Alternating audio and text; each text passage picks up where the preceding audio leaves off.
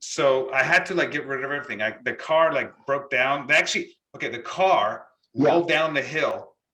It got into neutral, and it started rolling down the hill and crashed into a tree. Right, so it was like mashed up. I was like, no way I'm going to spend the money to fix that, because it's just it was like the universe saying, okay, Costas, the project's over. It's time to end this. So I stopped doing it. So I had to take it to the dump, to the place, the scrapyard, where they take all the parts apart. So I took it there. I got like $60 for it.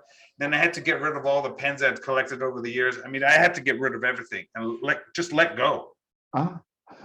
It was like, did you feel sad or did you feel relieved with it going?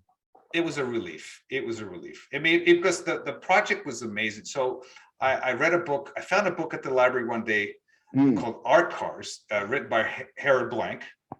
And I was looking through, I was reading all the stories about people that had decorated their cars. It was the most amazing thing I've ever seen in my life. I'm like, at that moment, I'm like, I got to do this. This is so like America. Like, this is what Americans do. Like, this is a cool art form. And then I didn't know what to do, because how do you commit to like start gluing stuff to your car, right? So 2 years later, I woke up one day and I was like, oh, the pens, like the idea for pens just like was in my head. And so I went around the house, I collected like 20 pens, dead pens, and I took some glue and I took like silicone glue, and in the middle of the night with a flashlight, I'm gluing pens in my car, like looking around, going like a... I can imagine you trying to explain that to the law. Yeah, and then the next day, I went to work, like I had to like go to my job, and people were like, what are you doing? Like I started asking people for pens, so I got more and more, and I put a bunch, I get a bunch, put a bunch. So it started growing, and people were like, what is that? And they started asking me, and I told them, this is what I'm doing. I'm doing an art car.